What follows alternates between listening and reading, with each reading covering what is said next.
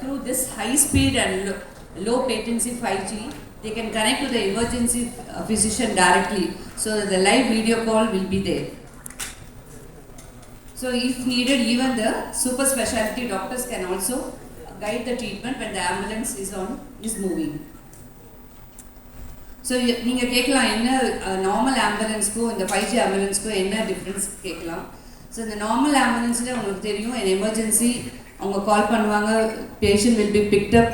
So என்ன emergency first aid தேவையோ அவங்க அதில் இருக்க ஸ்டாஃப் வந்து கொடுத்துட்டு அங்கே டாக்டர்ஸ்க்கு ஃபோன் அடிச்சு they will tell about the patient and the patient will be transported. That is, whereas in 5G, the patient, once the patient is picked up, the audio video thing will get connected to the emergency doctors. So the doctors can see the patient 360 degree. So patient ke enna theviyo and the treatment ellame vandu and the paramedic staff konde the treatment will start inside the ambulance itself. So what are the benefits of this 5G? So the faster diagnosis and immediate treatment will be started while the patient is on the move. And especially ரொம்ப sick conditions like a stroke, heart attack or ரொம்ப sick-ஆன head injury patients-க்கெல்லாம் வந்து நம்ம இமீடியட்டாக வந்து அங்கே அந்த பேராமெடிக்கு வந்து will inform what to be done. And அந்த cervical collar போடுறதா இருந்துட்டும், blood loss பார்க்குறதா இருந்துட்டும், அந்த வைட்டல்ஸ் வந்து கண்டினியூஸ் மானிட்டரிங் நம்ம டாக்டர்ஸ் பார்த்துட்டே இருப்பாங்க till the patient is resided in the hospital. Second thing வந்து சப்போஸ் அது ஸ்ட்ரோக்காக இல்லை எம்ஐயாக இருந்தது ஹார்ட் அட்டாக்காக இருந்தால் நாங்கள் வந்து ஹாஸ்பிட்டல் வந்து வில் கெட் ப்ரிப்பேர்ட். இப்போ ஒரு ஹார்ட் அட்டாக்னா நம்ம கேத்லாப் வந்து ரெடியாக வச்சுப்போம், கார்டியாலஜிஸ்ட் வந்து வில் இன்ஃபார்ம் பண்ணி whole team will be alerted. Suppose அது ஸ்ட்ரோக் பேஷண்ட்டாக இருந்தால் நம்ம வந்து கேத்லாப், சிடி, எம்ஆர்ஐ எல்லாமே வந்து ரெடியாக வச்சுப்போம். So once a patient comes inside the emergency, directly the patient will be taken to the CT. So we will be consuming the time. So other important benefit என்னென்னா patient attenders உள்ளே இருந்தாங்கன்னா அவங்க பேஷண்ட்டோட details, previous history, அவங்க என்னென்ன medications இருக்காங்க, so previous problem எல்லாமே நம்மளுக்கு நம்ம கேட்டு தெரிஞ்சுக்கலாம். So to be very simple, this ambulance becomes an extension of the emergency department. Emergency department வந்து ஸ்டார்ட் பண்ணுறத வந்து the patient on moving lay we are going to start. And a normal ambulance just will treat the patient and transport, whereas in 5G ambulance we assess the patient, get connected to all the doctors. So we diagnose, treat the patient and prepare the hospital while the patient is on the move. Thank you. Meena, our senior emergency physician, has already given you a brief about how it helps. The 5G enabled ambulance how is it different from the normal ambulance. So I just will touch base on the management process flow, how it actually works and the technical aspects of it. So we have a centralized unit which we call it as continuous patient monitoring system. So this will be in a center from where we operate all the 30 ambulances which is placed in different locations across the city. So how it works, when a person in emergency calls the Kaveri emergency helpline 4000, 6000, the call lands up on the CPMS system where the trained executives will attend the call who are already trained in smart triaging. They are trained in quickly collecting the patient information, patient age, sex, and what is the kind of emergency, what are the prime symptoms, and they will also collect the location of the patient.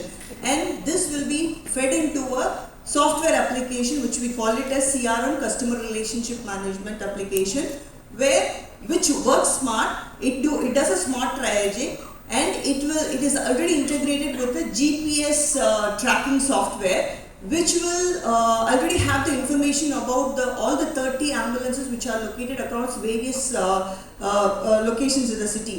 So whichever ambulance which is nearest to the patient's emergency area, it will automatically assign that ambulance and it will intimate that ambulance through the software application, and the ambulance will be automatically activated. So it does not just activate, it will also convey the information real time, patient details, chief complaints and the patient location. So the pilot and the paramedic, who are in the ambulance, they will immediately receive all information in real time in less than 1 second of IoT latency, and the ambulance will be on the move. So once the patient is picked up from the location, and the paramedics start assessing the vitals, and they will enable the 5G technology in the ambulance. So what is this 5G? It comprises of basically a hardware components as well as software components. The hardware part is basically the high definition camera, which is voice enabled, and a tab or monitor through which the doctors can see the live assessment of patients, also can track the monitoring the patient vitals from the monitoring devices. So the software component is that the CRM that I was talking about, the software which helps in automatically assigning the ambulance and making it on the go. And the other part is the IoT based system, which means it's an Internet of Things based system, which will help in conveying the vitals which are captured in the patient monitor, like the heart rate, respiratory rate, saturation, all the vitals, cardiac rhythm, everything will be transmitted in real time to the CPMS management system, where a trained qualified emergency physician will be available 24/7. And they will be able to see these data live as the paramedic assesses the patient, examines the patient, collects the history. The qualified doctor can guide the paramedic in as monitoring as well as the management of the patient. They can give real-time instructions in stabilizing the patient and resuscitation. This is basically a hospital level care which starts at the ambulance, at the point of pickup. So what is the key highlights of this? There is a hospital level care which is available at the point of pickup of the patient, where the treatment and the monitoring is guided in real time, and the doctors, the specialists will be able to give real-time instructions to the paramedic to guide treatment, as well as this helps in reducing the delays in the golden hour. So we talk about emergencies, which are like basically the time-sensitive emergencies. Where does this feature help? Nowadays we have like a definitive treatment for a lot of emergencies. So that is where the concept of golden hour. In case of trauma, the patient has to be assessed in real time. We have to find out what are the systems involved, what are the specialists who needs to be called, and whether the OT has to be kept ready, whether blood products has to be kept ready for the patient, so that by the parameters assessing what could be the possible injuries or diagnosis. So when I'm talking about the time sensitive conditions, they are basically the stroke. So in stroke, we talk about the golden hour concept, where if the stroke is identified and the stroke patients reach the hospital to thrombolyze this patient, or in case of ST elevation MI, heart attack, we can shift the patient quickly to the cath lab, where they can do the primary coronary intervention, they can open up the block. So diagnosis starts in the hospital, pre-hospital area, and by the time the patient reaches the hospital is all kept ready. So I just want to quickly touch base on one case scenario which we handled during the pilot study of running this project. So namukku vandu or auto ஓட்டுனர் around 46 years of age. So morning usual அவரோட routine பாத்தீங்கன்னா அவங்க the kids ரெண்டு குழந்தைங்க பெண் குழந்தைங்க, ஒரு பொண்ணு வந்து she is studying in college, and the second kid is studying in the 12th standard. They will usually have breakfast, all three of them, and he will drop these kids in the college school drop பண்ணிட்டு he will go for his routine work. So அன்னைக்கு என்ன இருக்குன்னா அவர் சாப்பிட்டுட்டு கிளம்பும்போது he suddenly collapsed. The senior person,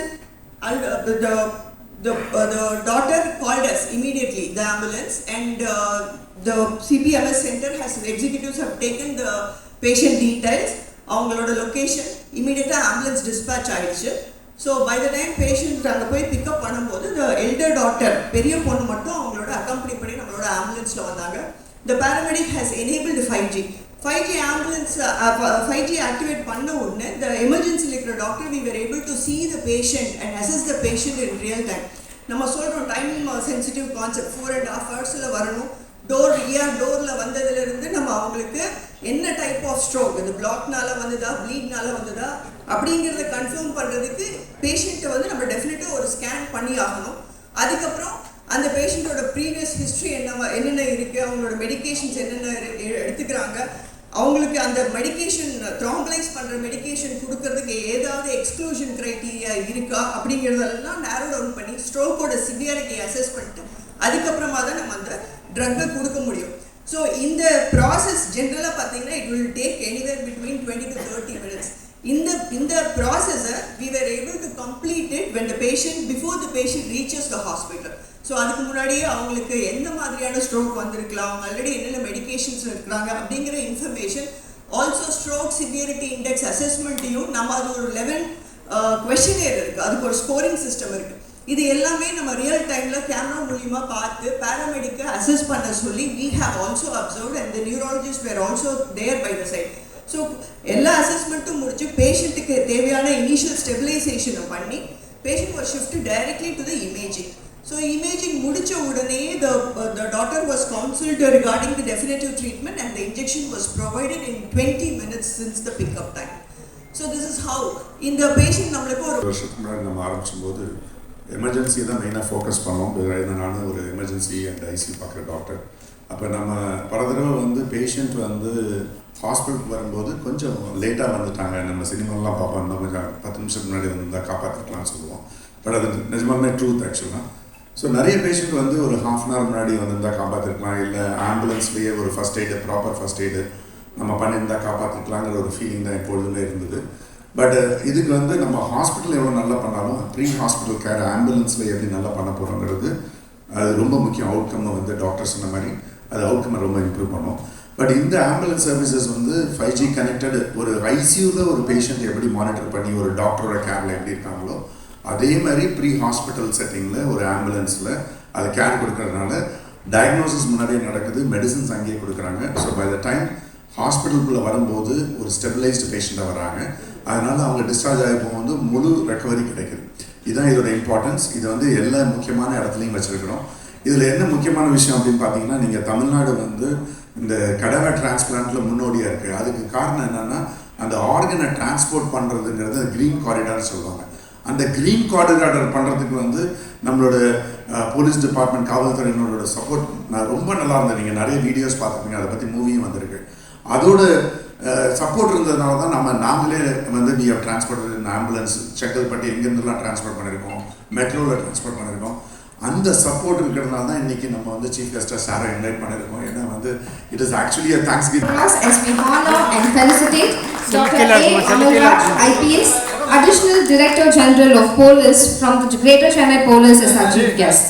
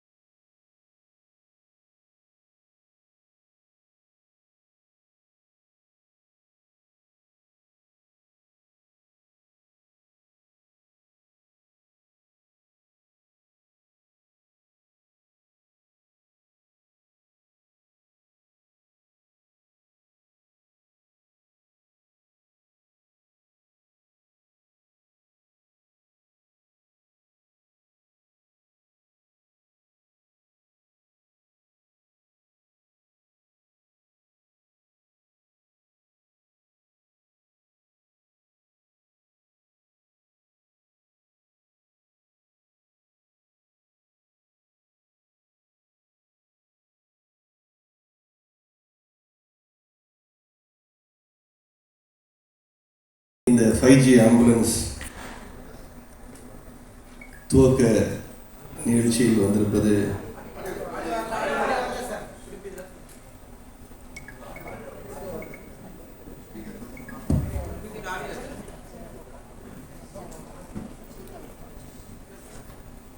இந்த நிகழ்ச்சியில் வந்து கலந்து கொள்வது உண்மையாகவே மகிழ்ச்சியாக இருக்கிறது.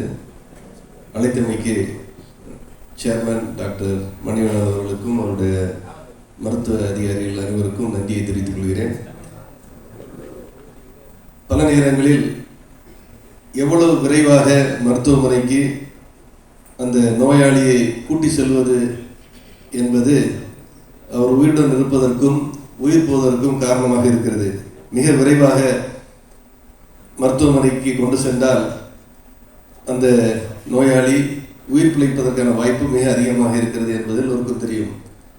இப்பொழுது இந்த ஆம்புலன்ஸ் என்பது ஒரு டிரான்ஸ்போர்ட்டேஷன் எக்யூப்மெண்ட்டாக மட்டுமல்லாமல் அது ஒரு மூவிங் மருத்துவமனையாக, நடமாடும் மருத்துவமனையாக செயல்படுவது இந்த 5G கனெக்டிவிட்டி மூலம் மருத்துவமனையில் இருக்கின்ற மருத்துவர்களும் அந்த ஆம்புலன்ஸில் செல்கின்ற அந்த டெக்னிக்கல் ஸ்டாஃபும் தொடர்ந்து அந்த பேஷண்ட் மருத்துவமனையில் சென்று சேர்வதற்கு முன்னால் தேவையான மருத்துவ உதவி செய்வதற்கு மிக உதவியாக இருக்கும் என்பதை இந்த நிகழ்ச்சி நமக்கு அனைவருக்கும் தெரியப்படுத்துகிறது. சென்னை மாநகரில் 30 ஆம்புலன்ஸை பல்வேறு இடங்களில் நிறுத்தி பேஷண்ட்ஸ் நோயாளிகளுக்கு இலவசமாக அவர்கள் உடனடியாக மருத்துவமனை செல்வதற்கு இந்த ஏற்பாடு செய்யப்பட்டுள்ளது. டாக்டர் மணிவண்ணன் அவர்கள் எனக்கு பல வருஷமாக தெரியும். திருச்சி மாநகரில் நான் பணியாற்றும் பொழுது அவர் ஒரு மருத்துவமனை காவேரி இருந்த காலத்திலிருந்தே தெரியும். ஒரு டெடிகேட்டட் டாக்டர். ஒரு மருத்துவமனை எப்படியெல்லாம் ஏழைகளுக்கும் பண வசதி இல்லாதவர்களுக்கும் தேவைப்பட்டால் அதை எந்த எதிர்பார்ப்பும் இல்லாமல் உதவக்கூடிய மருத்துவமனையாக காவேரி திருச்சி செயல்பட்டு வருகிறது. அதே அந்த உதவ வேண்டும் என்ற நோக்கத்தில் நாம் முன் சென்றால் நம்முடைய வளர்ச்சி கூடவே வரும் என்பதை அதற்கு ஒரு மிக சிறந்த உதாரணம் காவேரி மருத்துவமனை. அவருடைய பணி சிறக்க என்னுடைய வாழ்த்துக்களை தெரிவித்துக் கொள்கிறேன். வந்திருக்கின்ற பத்திரிகை ஊடக நண்பர்கள் அனைவருக்கும் என்னுடைய நன்றியை தெரிவித்துக் கொள்கிறேன். நன்றி. Department of Emergency in Radial Road, Kaveri Hospital and Ma Kaveri. So இந்த 5G ஆம்புலன்ஸ் பற்றி உங்ககிட்ட எல்லாம் நாங்கள் டீட்டெயில்டாக உங்கள்கிட்ட எக்ஸ்பிளைன் பண்ணோம். ஸோ நார்மல் ஆம்புலன்ஸ்க்கும் இதுக்கும் என்ன வித்தியாசம் அதுவும் நாங்கள் சொன்னோம், டெக்னிக்கலாகவும் சொன்னோம். ஸோ நம்மளோட மெயின் எய்ம் என்னென்னா, பேஷண்ட் ஹாஸ்பிட்டல் வர்றதுக்கு முன்னாடியே the treatment will be started. அந்த விண்டோ கோல்டன் ஹவர்லாம் சொல்கிறோம் இல்லையா, இந்த ட்ராமா, ஹார்ட் அட்டாக், ஸ்ட்ரோக்ல எல்லாம். ஸோ அந்த ட்ரீட்மெண்ட் பேஷண்ட் பிக்கப் பண்ண உடனே the treatment will be started. So that நமக்கு டயக்னோசிஸ் நமக்கு ஓரளவுக்கு நமக்கு தெரிய வரும். ஒன்ஸ் பேஷண்ட் ஹாஸ்பிட்டல் வந்தோன்னு நம்ம அந்தந்த டாக்டர்ஸ் எல்லாம் ரெடியாக வச்சு, சிடி ஸ்கேன், எம்ஆர்ஐ தேவைன்னா அதெல்லாம் ரெடியாக வச்சு, அந்த மெடிக்கேஷன்ஸ், அந்த கிளாட்டை கரைக்கத்தான மெடிக்கேஷன்ஸ் எல்லாமே ரெடியாக வச்சு நம்ம ப்ரிப்பேர்டாக இருப்போம். அதே மாதிரி ஒரு ஆக்சிடென்ட் கேஸுனா அந்த பிளட் லாஸ் பார்த்துட்டு நமக்கு பிளட்டு தேவைன்னா நெகட்டிவ் பிளட் அதெல்லாம் ரெடியாக வச்சுருப்போம். ஸோ இது நார்மல் ஆம்புலன்ஸில் ரொம்ப கஷ்டம். இந்த 5G ஆம்புலன்ஸில் நம்ம டாக்டர்ஸ் பேஷண்ட் நேரடியாக பார்த்து, இப்போ கோவிட் டைம்லலாம் நீங்கள் எப்படி வீடியோ கன்சல்டேஷன் பண்ணி நம்ம கோவிட் கேசஸ்லாம் ட்ரீட் பண்ணோம் வீட்டிலேருந்து. ஸோ அது மாதிரி பேஷண்ட் பிக்கப் பண்ண உடனே அந்த கன்சர்ன் டாக்டர்ஸ், எமர்ஜென்சி ஃபிசிஷியன் லைவாக பேஷண்டோட வைட்டல்ஸ் கண்டிஷன்லேருந்து பார்த்து அந்த பேராமெடிக் ஸ்டாஃப்க்கு நாங்கள் இன்ஸ்ட்ரக்ஷன்ஸ் கொடுத்துட்டே வருவோம். So that patient will reach a hospital safely.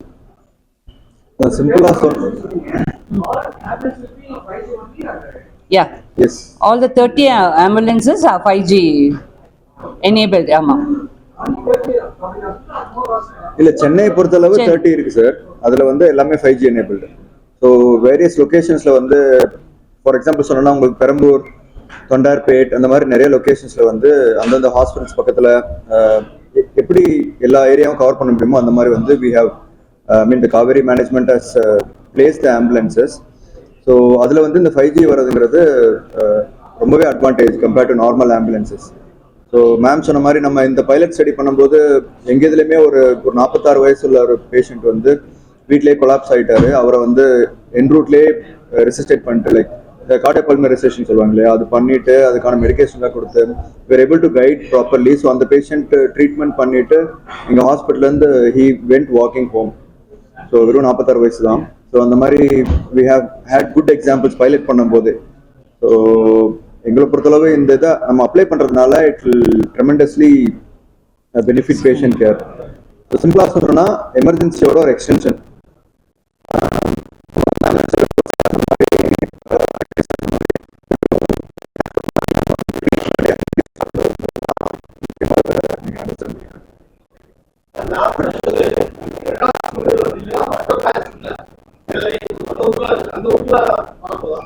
கண்டிப்பா வரும் சார். ஆக்சுவலி ஸ்டேஜ் இதுவா வந்து பிளான் ஐம் ஷூர்.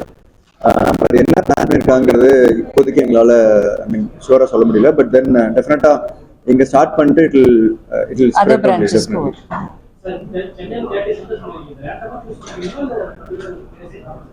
இல்ல சார், அது எல்லா இந்த சிட்டில எல்லா ஏரியாவும் ரீச் பண்றது மாதிரி. அதாவது சார் ஜிபிஎஸ் லொகேஷன் பேஸ் பண்ணி எந்த இடத்துல வேணாலும் எமர்ஜென்சி நடக்கலாம் இல்லையா?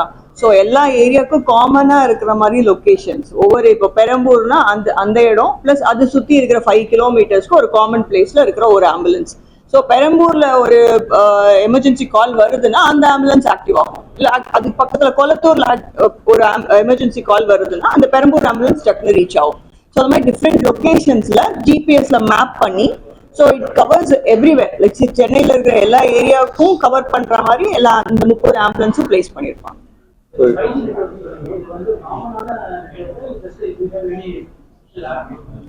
சார் நம்ம 5G அப்படிங்கிறது நம்ம ஒரு 2G ஃபோன் யூஸ் பண்ணியிருக்கோம். 3G டெக்னாலஜியில் என்னென்ன பண்ண முடியும் அப்படிங்கிறது நம்மளுக்கு தெரியும். இப்போ 4G 5Gல வந்து நிற்கிறோம்.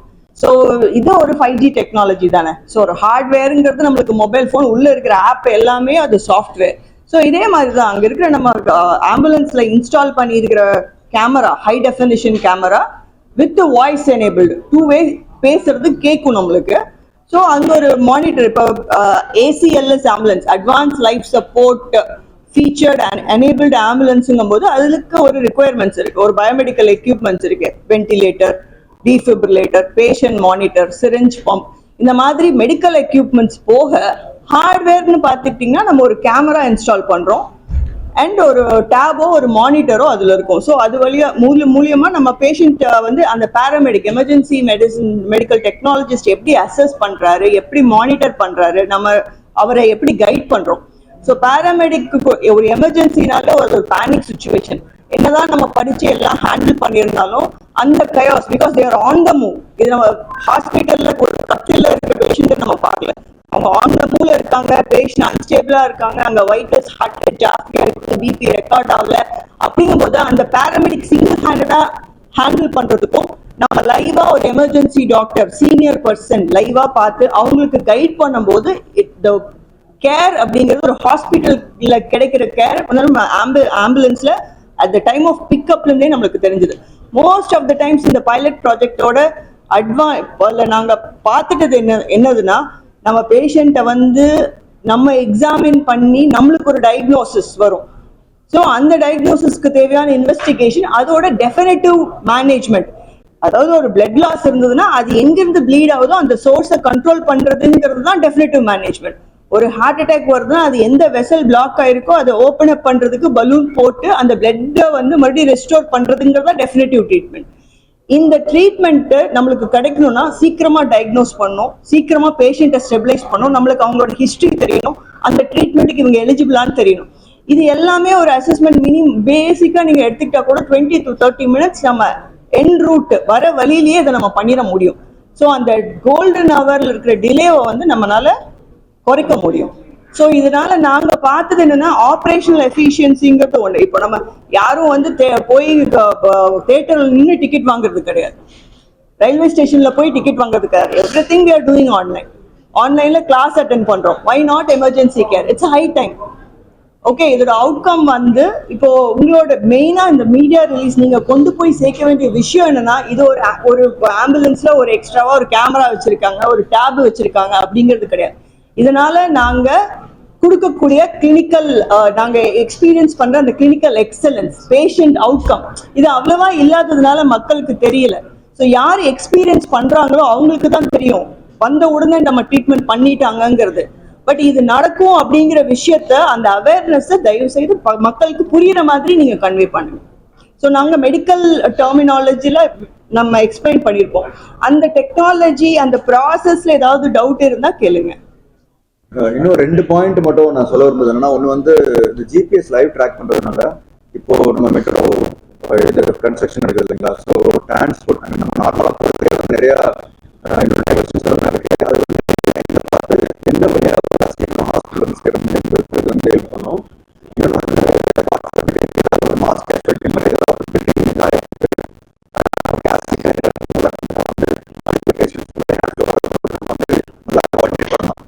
ரியல் டைம்ல வந்து நம்ம எத்தனை பேஷண்ட் போறாங்கிறத வந்து நம்ம கண்டிப்பாக தெரிய வரும். அதுக்கப்புறம் நம்ம ஹாஸ்பிட்டல் வந்து ப்ரிப்பேர்டா இருந்திருக்கலாம். இப்போ வந்து ஃபார் எக்ஸாம்பிள் ஒரு ஹாஸ்பிட்டல் ஒரு 20 பெட் எமர்ஜென்சியில் வந்து 20 பெட் தான் இருக்கு, ஆனால் வந்து வரது வந்து 25 பேர் வராங்க அப்படின்னா அவங்க எப்படி நம்ம முன்கூட்டியே நம்ம வந்து இது பண்றது, அவங்க கண்டிஷன் நம்ம தெரிய வச்சுட்டு அதுக்கப்புறம் இங்கே இன்ஃப்ராஸ்ட்ரக்சர் டெம்பரரி சேஞ்சஸ் பண்றதுலாம் ரொம்பவே உதவியாக இருக்குது. ஸோ இதில் வந்து we can track the once a patient pickup பண்ணோன்னு நம்ம ஆம்புலன்ஸ் எவ்வளோ டைம்ல ரீச் ஆகும், ஸோ எல்லா இன்ஃபர்மேஷன் வரும். இந்த 10 நிமிஷத்துல வந்துருவாங்க அப்படின்னா நம்ம 10 நிமிஷத்துல ஹாஸ்பிட்டல்ல எல்லாம் ரெடியா வைக்கணும். எந்தெந்த ஸ்பெஷலிஸ்ட் வந்து நம்ம இன்ஃபார்ம் பண்ணணும், சிடி ஸ்கேன் ரூம் வந்து ரெடியா வைக்கணும், மெடிகேஷன்ஸ் ரெடியா வைக்கணும், பேஷண்ட் இமீடியட்டா ரிசீவ் பண்ணி அந்த ட்ரீட்மெண்ட் உடனே சீக்கிரம் ஸ்டார்ட் பண்ணிடுவோம். ஸோ அந்த கோல்டன் ஹவர்ல வந்து இன்னும் கொஞ்சம் கம்மி பண்ணி இந்த பேஷண்ட் லைஃப் சேவ் பண்றது தான் இந்த 5G டெக்னாலஜி ஆம்புலன்ஸ்.